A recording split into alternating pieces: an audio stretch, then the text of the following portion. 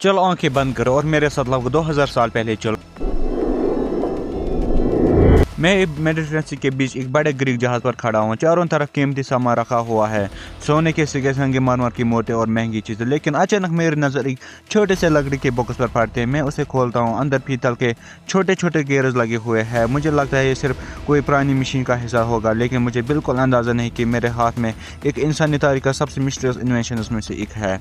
अगर उस वक्त किसी ने मुझसे पूछा होता कि ये क्या है, तो शायद मैं जवाब देता सिर्फ कबाड़। लेकिन 2000 साल बाद इसी मिशन को दुनिया एंटेक थायरा मैकेनिज्म से जानेंगे और कई साइंटिस्ट इसे दुनिया का पहला एलोंग कंप्यूटर कहेंगे। लेकिन सवाल ये, आखिर ये मिशन का मिली कहाँ? इसकी कहानी शुरू होती है 1901 में। कुछ ग्रीक स्पॉन्ग ड्राइवर्स मेडिटेरेनियन सी की गहराई में उतरते हैं। अचानक उन्हें समंदर के तल पर एक पुराना जहाज नजर आता है। जब उस जहाज को बाहर निकाला जाता है तो उसमें कीमती मूर्तियां, सिक्के और कई पुरानी चीजें मिलती है। इन चीजों के बीच एक जंग लगा हुआ पीतल का टुकड़ा भी था।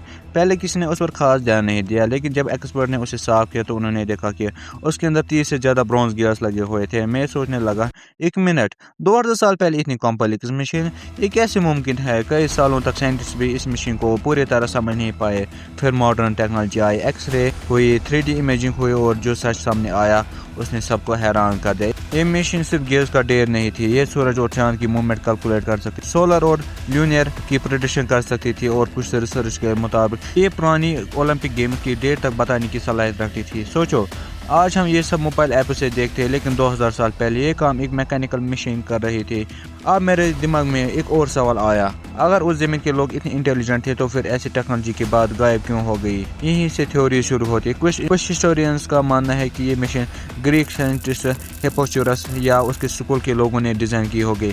कुछ एक्सपर्ट्स का मानना है कि मशहूर इन्वेंशन आर्किमिडीज के रिसर्च ने इस टेक्नोलॉजी की बुनियाद रखी होगी, लेकिन आज तक किसी थ्योरी को फाइनल प्रूफ नहीं मिला। सबसे हैरानी की बात है, ऐसी दूसरी मशीन कभी नहीं मिली, न उस जैसी फैक्ट्री, न उस जैसा वर्कशॉप। जैसे ये टेक्नोलॉजी अचानक दुनिया में आई और फिर अचानक ही गायब हो गई। मैं फिर उसी पुराने जहाज का सोचता हूँ, अगर वो जहाज कभी डूबा ही ना होता तो शायद ये मिशन आज हमारे सामने ना होती और हो सकता है हम कभी जान ही ना पाते। 2000 साल पहले इंसान इतने एडवांस इंजीनियरिंग कर सकते हैं। एंटेक थायरा मैकेनिज्म हमें एक बात जरूर सिखाता है, कभी कभी इंसानी तारीख में एक ऐसी डिस्कवरीज होती है जो हमारी पूरी सोच को बदल देती है, और शायद ये मशीन भी उन्हीं में से एक है। अब तुम बताओ, क्या ये सिर्फ साइंटिफिक इन्वेंशन है या इंसानी तारीख का कोई ऐसा राज जो आज भी पूरी तरह समझ नहीं पाया है?